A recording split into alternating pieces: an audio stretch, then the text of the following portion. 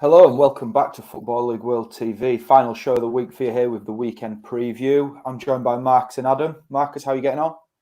Yeah, really well, thank you. Trying to make the most of it on the cusp of the international break. Got to make the most of this full championship docket this weekend. Looking forward to talking about it with you this afternoon. Absolutely. And Adam, how are you getting on? I think it's the first time that I've ever said this, but I'm very ready for an international break right now. Kind of recharge the batteries and come back stronger after the interval, we hope. League 1 and 2 not in action this weekend. They're on FA Cup duty, so we're just focusing on the championship. We're going to get straight into it with Barnsley and Hull.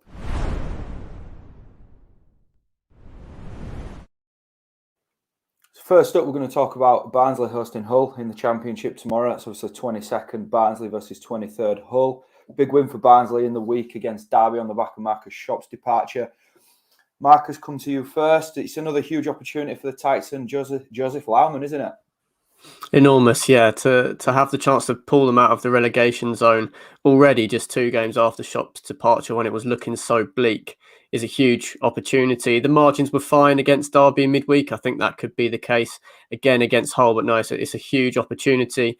Obviously, the Titans moving it forward to the January transfer window, where I'm sure they might want to sort some certain things out in their squad that haven't really clicked as they did under Valérien Ismaël in the second half of last season. So no, it's going to be a really interesting game. I'm sure Joseph Laumann probably would be interested in sort of putting a good run together. He was there last season with Valérien Ismaël, who took one of the coaching staff to West Bromwich Albion with him, left Laumann there at Oakwell. So it's going to be interesting to see if he can really build a name for himself as the rumour mill continues spinning on who's going to be their next manager.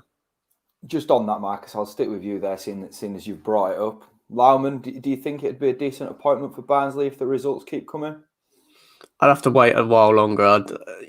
For him to justify that, I think he'd have to be in caretaker post for at least a month or two, 5+ games at least, because the predicament they're in, if they were to go on another winless run, you'd have no idea if Laumann would have the capabilities to turn it around. Whereas there are some other managers that would maybe have a more proven track record to suggest that they would be able to do something like that and give them some breathing space above the bottom 3. Yeah, absolutely. All the same, a decent opportunity for Barnsley this weekend to make it 2 wins on the trot. As for Hull, it's 5 straight league defeats. That's disappointing, obviously, but I'm going to try and put a positive spin on it. I'm going to come to you here, Adam. Last 3 of those have all been 1-0. You know, are they a million miles away from where they need to be, the Tigers? I think that's $1 million question, really. At the moment, I think football we know is a results business, and so to have 5 straight defeats is not ideal. To be honest with you, you could look at it as that they're not they haven't conceded that many in the past 3 games, but then again they're not they're not scoring as many as they should be at all. So something's not quite working here. They're not they haven't shown their performances against likes of Preston North End and Middlesbrough anywhere near enough this season. Haven't looked very bright. I think the only thing saving Grant McCann at the moment is the takeover process. I know that we talk about a manager bounce, but takeover rumour bounce maybe, but that hasn't really happened. But yeah, it's getting into sacking territory with him now, and it doesn't seem like the atmosphere is all that good. If you compare it to someone like Barnsley, their competitors today. Tomorrow, I think the atmosphere between the 2 clubs is very different at the moment. I think it feels like a weight has been lifted off Barnsley's shoulders, whereas with Hull they've still got McCann in place, and you want to give him a good chance because he got them promoted last season. But yeah, it's looking bleak for them at the moment, and I'm not as optimistic as perhaps some others might be. So do you sort of feel like the pressure is more on Hull this weekend than Adam? Yeah, I do. 100%. As I said, I come back to it. Just the feel of the 2 clubs. I think going back to Barnsley, I mean, they might be expecting a manager bounce, and after already securing a win at Oakwell against Derby County, I think they've already got that kind of credit in the bank, and they might take a draw. I know that they'd be expected to win in this kind of a game that they should be winning. But the feel between the 2 sides and the atmosphere is just, I think, is miles apart. And I think Schopp going, I think he's unlucky that he didn't have some of his injured players back But the feel was completely different now, and I think that's one of the reasons why the pressure and more of the heat will be on Hull City going into this one. I think this will only benefit Barnsley because the pressure will be slightly off them, not fully, but only slightly. But yeah, I think Hull it's not looking good at the moment. Barnsley and Hull fans, if you're joining us, get in the comments. Let's hear your thoughts on the magnitude of this fixture this weekend. Right, I'll get your predictions, guys. I'll come to you first, Adam. I'm going to go with 2-0 Barnsley. I think it's more convincing than others might go for, but I'm going to go with a comfortable Barnsley win. And which side of the fence are you sitting on, Marcus? I'm going 2-1 to Barnsley. I think there's no way Hull are actually as bad as their recent results suggest. So I think they'll compete here, but I think Barnsley just got a little bit too much quality. From one end of the table to the other, we're gonna look at Bournemouth next.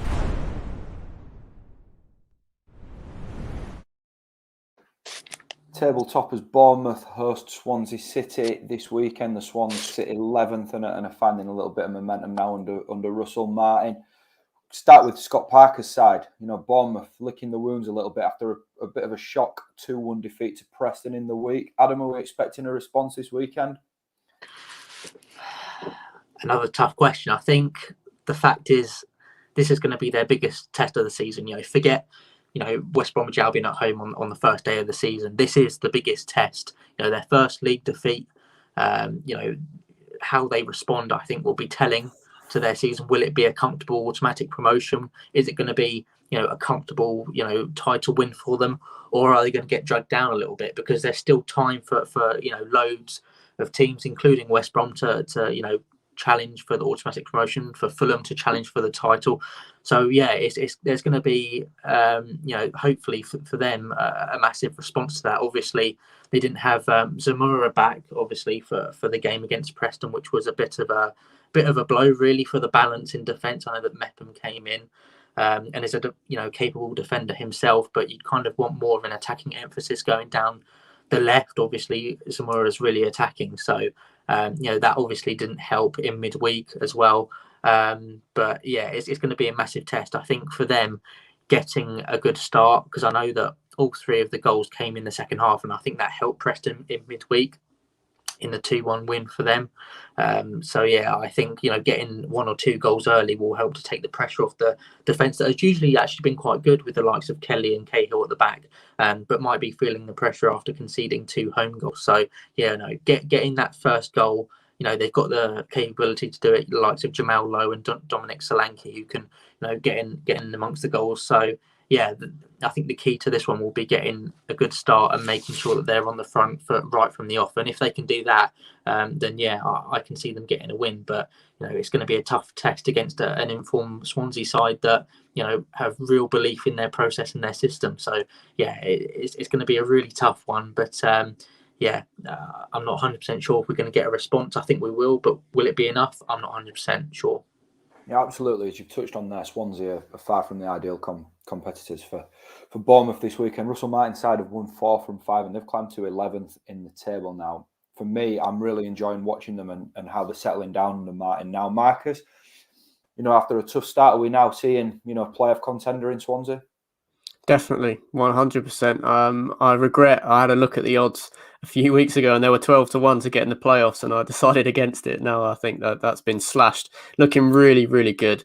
I think Jamie Patterson is just going from strength to strength, just popping up in areas, finding the pockets in between defence and midfield, and really combining well with a lot of Swansea's other attacking players. I think Ethan Laird on loan from Man United is impressing as well. A right wing back. Those wing backs are so important to Russell Martin's system.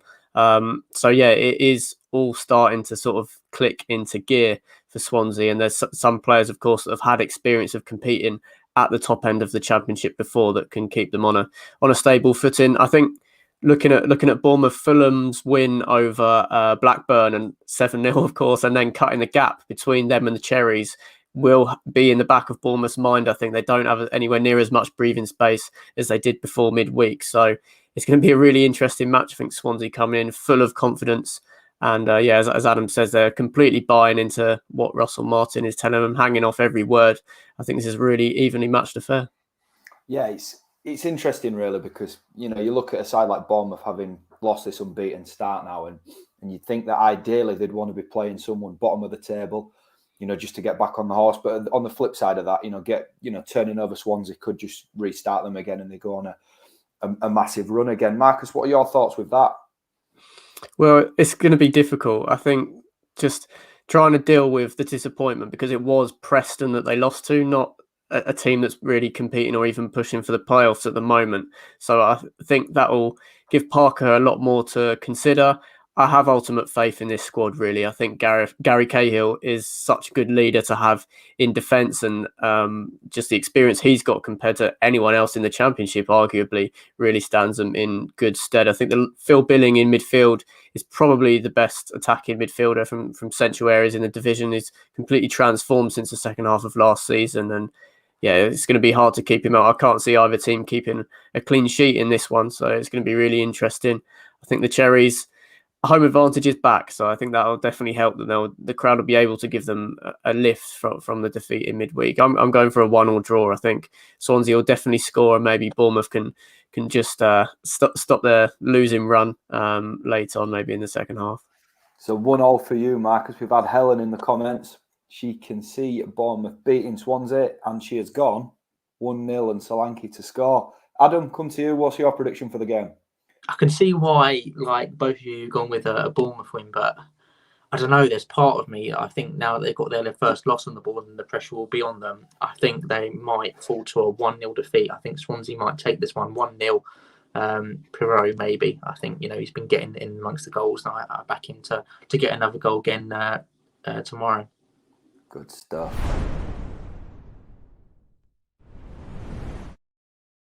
Right, the next fixture we're going to look at is Birmingham City versus Reading. There's been positives for Birmingham at the moment. The 3 wins on the trot, 4 unbeaten. But Chong's headed back to Manchester United with an injury, and Riley McCree is heading back to his parent club in January. Marcus, I'll come to you with this question. How important is it that Lee Boyer's side continue putting points on the board at this stage of the season? When things look like they might be getting a little bit tough towards the midpoint for them. Yeah, it was really important that they turned around their sort of losing streak. They were really struggling for goals before coming back, and I think beating Swansea 2-1 a few weeks ago was sort of catalyst to get them on this run. Bowie's been really stubborn. He's had all of his wing backs really injured, and he's stuck with the 3-5-2 system, which was a little bit surprising to me, but fair play, it's worked out for him. And I'm not really worried at all about Birmingham slipping towards the relegation conversation. They've been there almost every year for sort of the last 5 years. The Blues just sort of keeping themselves just above the parapet. I don't think they're going to have to worry about it this season. I think Chong is a big loss, just the sort of unpredictability of his play. They could really lose, particularly when you're playing attacking players like Bella and Jordan Graham at wing back. That does limit their license to go forward and contribute. But I think the big plus of the last few weeks for Birmingham has been Troy Deeney. He really struggled to hit the ground running, but I think now he's building a relationship with Scott Hogan, and even though he struggled a little bit with Watford last season, most of his goals coming from the penalty spot, there's still a credible Championship striker in there, and just with his knowledge of the dark arts of the game and experience in the division, I think they'll be fine, and I think they can get a win here. Yeah, absolutely. And you're probably predicting that they can get a win there because Reading are in a little bit of disarray at the minute. I'm going to come to you, Adam. You're obviously a Reading fan. Injuries at the minute, 4 defeats on the spin and reports of a points deduction. Quite worrying times for the Royals, would you say? Yeah, I think that's probably an understatement. We've got most of our key players out of contract at the end of the season, including John Swift. We've got an injury crisis that, hasn't been really solved for years. It seems like it's been ongoing even over the summers. We've got an academy that's been ravaged by injuries as well because they've had to come into the first team. We've got a manager who's absolutely impossible to judge at the moment because of all these injuries and all this disruption off the pitch.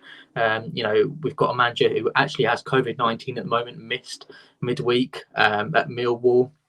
They've got no director of football at the moment. We've broken FFP, and obviously with the points deduction coming, it's quite worrying.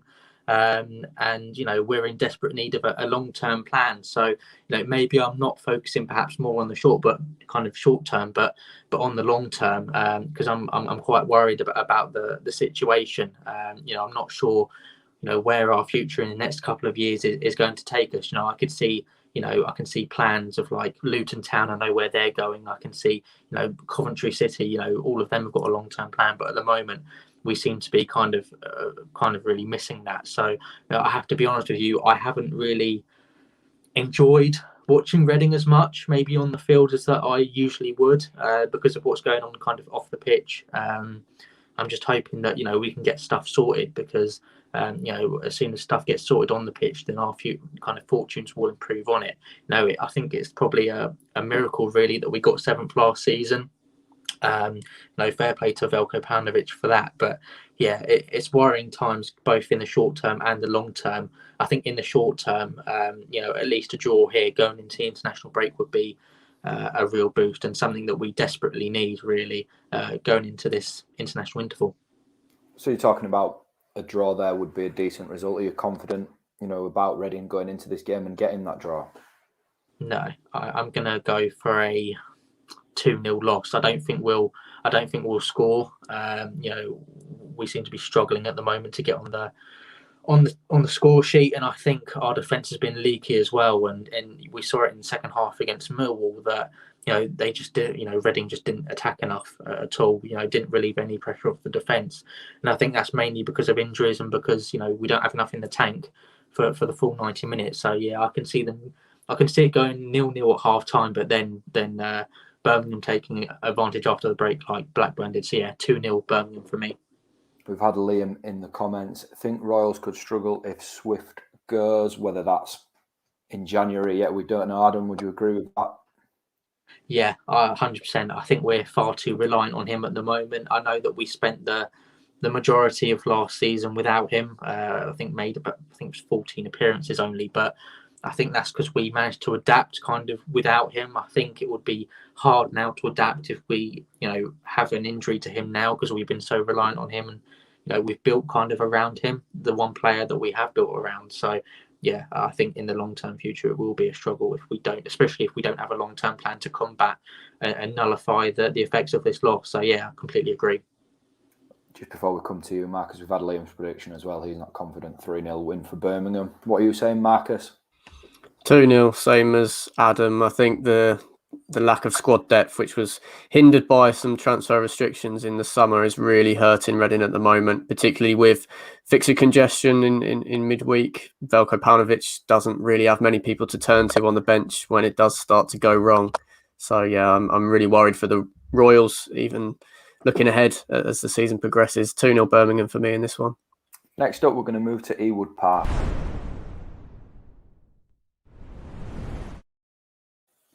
Blackburn Rovers versus Sheffield United next on the agenda. I'm going to start with Blackburn, who sit 12th in the table, but they're really, really hurting after a thumping 7-0 defeat to Fulham in the week. Marcus, can they respond? Yeah, they can respond. I'm not really reading too much into it. Like, Blackburn have had a few losses in terms of their squad to injury, particularly in defence in recent weeks.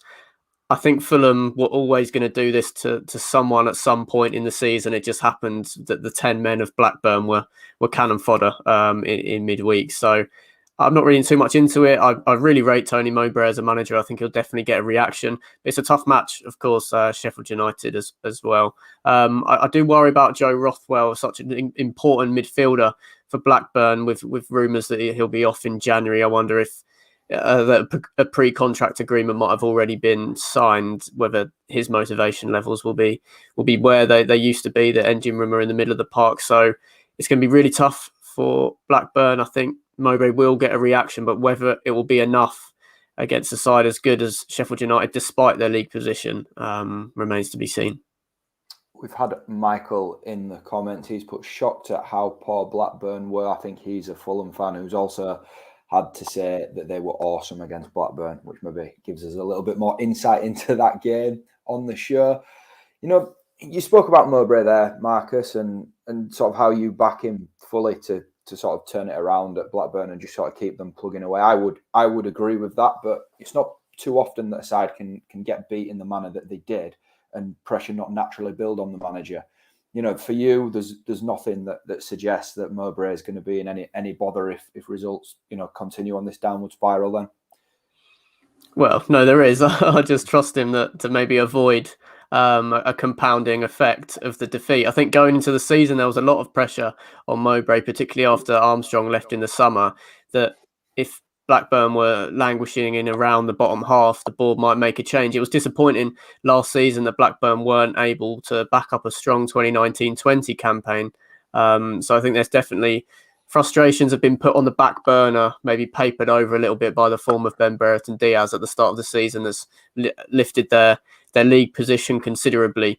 So no, I do think that the board could pull the trigger at some point if Mowbray can't arrest the slide, but I trust in his experience and the influence that he's had on this group of players so far this season that they'll be able to do it at some point in the near future. And this weekend they're coming up against, for me anyway, one of the hardest sides that you can call in the Championship at the minute. I don't know what we're going to get with Sheffield United from week to week. They've been really, really inconsistent. What are we going to get from them this weekend, Adam? I mean, we don't know. I mean, I've been left absolutely speechless by this question because you just don't know. Every time that they, seem to get on track, they just go off again. And under a manager of Jukanovic's promotion-winning experience, you expect them to kind of gain some sort of consistency, but they just haven't done that. And I guess that's kind of, it doesn't really seem as though he's found his best 11 yet. 16 games through the season. I know that Rhian Brewster started against Nottingham Forest, and I think that just emphasises really that he doesn't really know his best 11 yet. I know that he was asked questions about his system, whether they suit a 3-5-2 a lot more than they do a 4-2-3-1 or wherever it is. So I think they do at the moment still suit a 3 at the back, but I think the players individually will be crucial as well, kind of going into this one. I think Chris Basham has done enough to earn another start. He seemed to be quite bright at the City ground. Billy Sharp also came on, made a real impact, and I think for me earns himself a start. I think against an experienced manager like Mowbray, you need an experienced forward like Sharp who will, who could, take advantage against someone like, someone as inexperienced as Hayden Carter, because I know that they had a sending off Blackburn against Fulham on the half-hour mark. It's we don't know what Sheffield United we're going to get, and that's probably a bad sign because you'd want them to be consistent if they're going to be pushing for the playoff spots. But as I said, I think team selection will be key in this one. I think they looked pretty bright against Blackpool last weekend in their 1-0 loss, but they just didn't take their chances. And I think for me, they need to be more clinical. But there's also more than that. I think it goes deeper than that. I think their defence as well, their failure to keep a clean sheet is becoming a real problem. They should have the experience with the likes of Egan and Basham to keep clean sheets. And I think starting those two will be key going forward. So they need to fix a couple of things, but being more clinical is definitely one of them. And they shouldn't have, they shouldn't have much trouble really because they have quite a bit of depth in the forward department. So come on then, guys. Let's get your predictions. I'll start with you, Adam. I'm going to go with a 1-0 Sheffield United win. And what about you, Marcus? Same margin. I'm going 2-1 to Sheffield United. I think moving Morgan Gibbs-White into the number 10 role at the City ground was a positive move that had to happen at some point. I think he can affect the game a bit more in there. One of the best players in the Championship. So I think Sheffield will have enough to get a narrow win. Next up, we're going to look at Fulham's trip to Peterborough.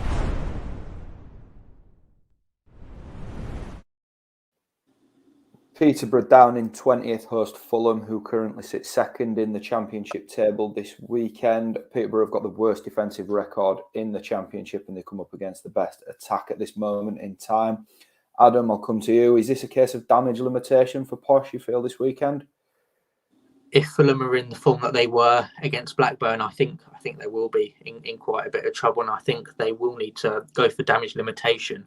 Even when Blackburn had 11 men, they looked pretty good in front of goal. Fulham, they looked really handy. So the scoreline 7-0 might have flattered them in the end because of the 10 men, but they looked quality anyway. And I know that Tony Mowbray came out after the game and obviously said we went with a 4-3-2 and thought, well, we may as well not sit back, and they got absolutely punished for it. I think for me they needed to go with a 4-4-1. I think the game was pretty much lost. I admire Tony Mowbray for kind of going with it, considering how negative he was against QPR and got, obviously quite a lot of flack for that, and probably quite rightly as well.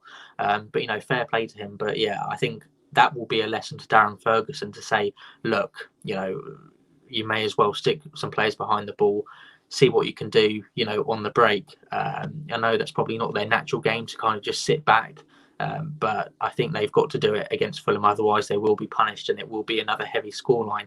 And that's not because of Peterborough United's defence. That's just because of the sheer force of Fulham, really. So, it's definitely food for thought for Darren Ferguson going into this one. Do you sit back a little bit?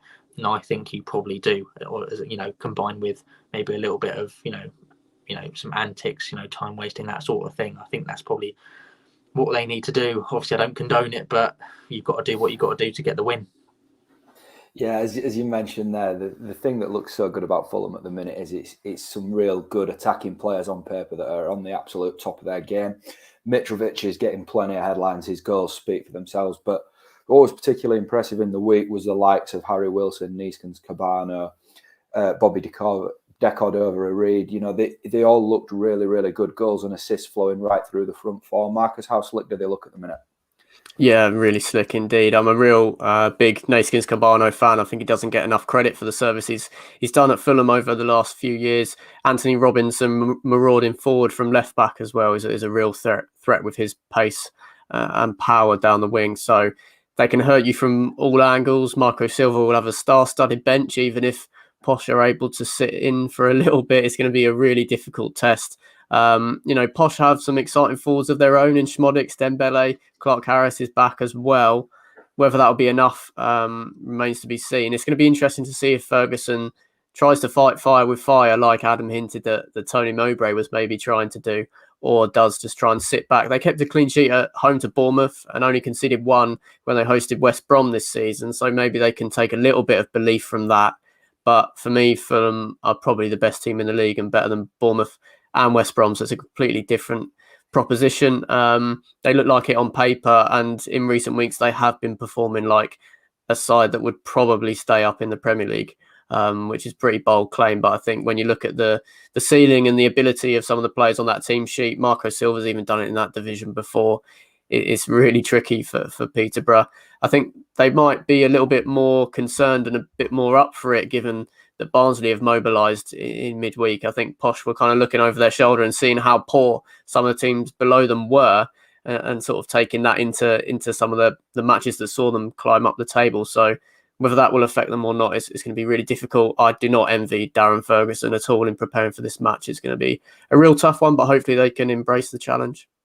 I'm going to make myself, prepare myself to look stupid here, but I'm going worst defence against the best attack. It's only going one way for me. Adam, what about you? Yeah, to be honest, I mean, it's just like typical of the nature of the Championship that best attack against worst defence, and it ends up as a 1-0 Peterborough win. But nonetheless, I'm going to go with a 4-0 Fulham win. I think it's going to be quite convincing from a Fulham perspective again. I can't see any other scoreline, I'm afraid, but I think Peterborough will fight bravely regardless of the scoreline. But yeah, 4-0, Mitrovic getting in amongst the goals again, and yeah, I think that's going to be that's my prediction for it. What about you, Marcus? Yeah, ditto. Not much more else to say on the match. 4-0 Fulham for me.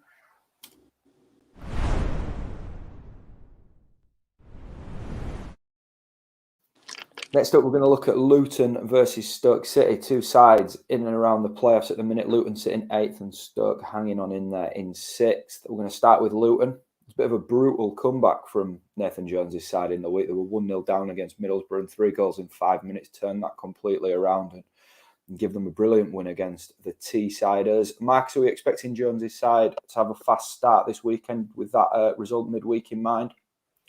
Potentially, yeah. I think one of the things that stands out in terms of Luton's good start to the season is just how home advantage is really back this season compared to obviously not at all in the 2020-21 campaign. I think in a smaller ground like Kenilworth Road, where the fans are a bit closer to the pitch, closer together, it can create that sort of cauldron effect a little bit more, which makes it tougher for away sides and makes it more likely that the team are sort of lifted so much that they can produce that epic 5-10 minutes as it was in midweek. So I'm sure it'll be a cracking atmosphere. Stoke will have built their confidence up quite a lot in their 1-0 win at Blackpool in midweek, a side that were really in form under Neil Critchley. They were deserved winners in that match as well. Obviously, getting rid of that blow, which was letting the 3-goal lead slip against Cardiff City. So, no, I really like Luton at the moment. Added spice, Nathan Jones against his old club. I think this is probably the pick of the fixtures for me in the Championship.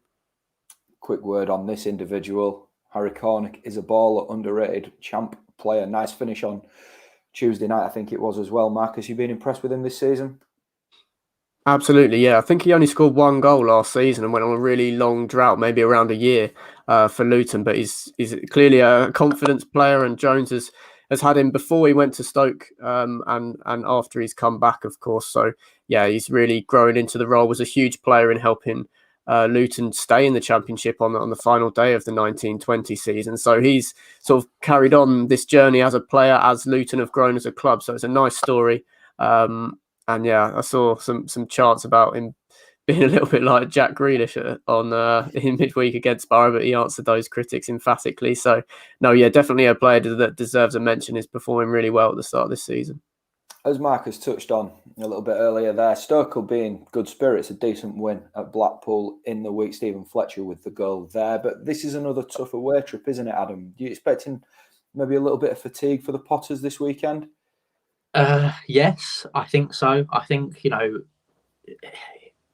it's kind of a lose-lose situation. If you change the team, then you're going to get criticism because, you've picked up a really solid 1-0 victory against a Blackpool side that were in very good form before that match. So, then you get the fatigue. But then, if you don't change it, then obviously you are going to get, the tiredness that comes with it, with the Championship. We've seen it on a much larger scale with Reading. They haven't had enough in the tank for the 90 minutes. I'm not sure if we're going to see exactly the same with Stoke because they've got a bit more squad depth at the moment, to say the least.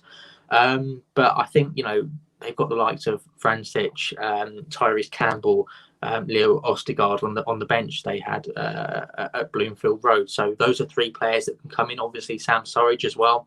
So there's definitely room for rotation, but that's going to give him a massive selection dilemma. But I think Michael O'Neill would rather have that as a selection dilemma than not, than have injuries and having to pick between, some very young players. So it's going to be a massive headache for him. But as I said, the Blackpool win, I think for me was vital after 4 consecutive defeats, and I think will set them on the right path kind of in this match. And I think their midweek win was a real it was a good win for those who and a deserved win for those who trust in the process at Stoke, and I think I said it in my last show that you need to trust in the process regardless of recent results, and I think that will come to fruition for the remainder of the season. I know that they're going to have inconsistencies like most teams in the Championship, but it'll probably be a more exciting season than their last 3 anyway. It's not hard to be more exciting than their last 3, but yeah, I think there's definitely a lot to be excited about at the Bet365 Stadium. I mean, I'm not too sure how much we can read into this, given that the table from 4th to 19th is just absolutely ridiculous at the minute. But we've got 6th versus 8th here this weekend. And come to you here with this one, Marcus. Are you expecting these 2 to be in playoff contention come game 46 of the season? I am completely, to be honest. I think Stoke, outside the 3 teams that we see going at the top of the division, probably have the best squad to cope with the relentless schedule of the Championship. So I fully expect Stoke to be in there. And I'm really encouraged by Luton. Made some great signings sort of under the radar in the summer. And I've kind of built on that. Nathan Jones, since he sort of won the fan base back over after coming back to the club, has really got them motoring. And they're actually 3rd in terms of expected goals. The quality of chances they've created in the opposition's 3rd compared to the ones that they're allowing on their own goal. Only West Brom and Fulham have got a better process in that regard. So that suggests to me that long term, if they can continue performing the way they are, that they'll definitely be in and around it come May. Absolutely. Let's get your predictions then, Marcus. I'll have yours first. I'm going 3-2 to Luton, and absolute cracker. I think Stoke will give as good as they can get, but Luton with the crowd behind them, I think it's going to be one of the toughest matches on the fixture list this season. Luton away. And what about you, Adam? Same margin, but I'm going to go with a 1-0 Luton win. I think the home advantage, as Marcus said, will be quite important for this one. I know it's quite a cosy atmosphere, shall we say. So I think that it will be a 1-0 Luton win and another win kind of on Luton's path to the playoffs. And I think they've got a good shout. I've had another comment in. EFL lover, Luton to win. Nice and simple. Right, chalk and cheese with your predictions, but next up we're off to the seaside.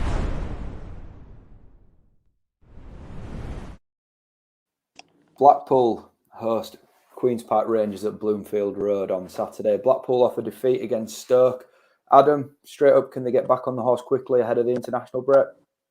Another $1 million question, but I think for me, I think the advantage that Blackpool have over QPR is the fact that there's a difference in the weight of expectations. I mean, with QPR, you're expecting them to be good because they had such a strong second half of the 2020-21 campaign, whereas with Blackpool, you're kind of not expecting them to do all that much. I guess expectations have been raised after recent performances, against the likes of Sheffield United, and I think quite rightly because they've been very good.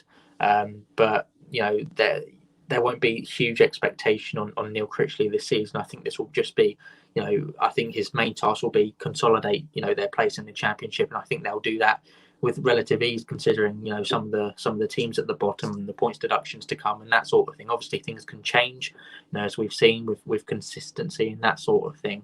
But I think they've got enough to stay up under a really talented manager, and I guess it's not the quality of the individual players so much, although they've got the likes of Jerry Yates and Richard Keogh and Keshi Anderson, who 3 solid Championship players, I think, for me now. But the team performances have really impressed me the most, the way that they collaborate as a team. So it's definitely, I think this game definitely, tips in their favour, even though they lost at home. And I think the fact that there will be no real expectations will be a bigger advantage than being at Bloomfield Road. It's a tough game for Blackpool, obviously, this weekend against a QPR side that enter the weekend sitting 5th. They've had a decent week as well. Marcus, are you expecting them to round off that decent week with another win? I'm not sure. I'm going to go straight down the middle with this one. I think it's quite hard to predict.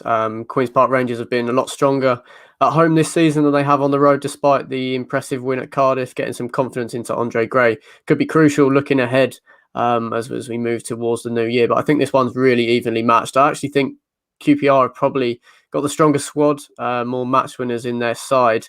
On any given day, I think Ilias Chair can run a game at this level. Whether Blackpool will have enough to cope with that, we'll have to see. I think the Tangerines have got quite a mounting injury list at the moment, missing quite a few players. They're kind of riding this wave of good form. So credit to Neil Critchley for that, but I think they'll have their work cut out in this one. Having said that, I think going back to what I said about Luton, I think the home support could make a huge difference. That's just a theme of maybe my verdicts in this show, that I just think that's making a big difference where maybe it wasn't towards even the start of the season, where some away teams were just getting a boost from playing in front of fans, even if it wasn't their own support. So I think it's going to be a really evenly matched affair. So it's a tough one to call. Yeah, it appears that me and you have forgot to turn our lights on here, Marcus, and these dark nights are closing in, aren't they? So I'll quickly get both your predictions. I'll come to you first, Marcus. I'm going 1-1, sitting on the fence. I think it'll be a very even game, but an entertaining one at that. And what about you, Adam? Yeah, same. 1-1 Splinters. I think that will be my prediction for that one. I think QPR are a good side. As Marcus said, better players on paper, but I think Blackpool at the moment are probably the more collaborative team.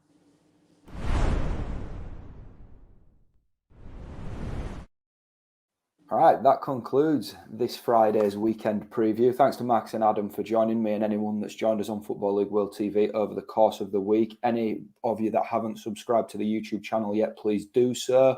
There's plenty of good shows coming up next week. But of course, before then, a big weekend of Championship action. So enjoy that and take care of yourself.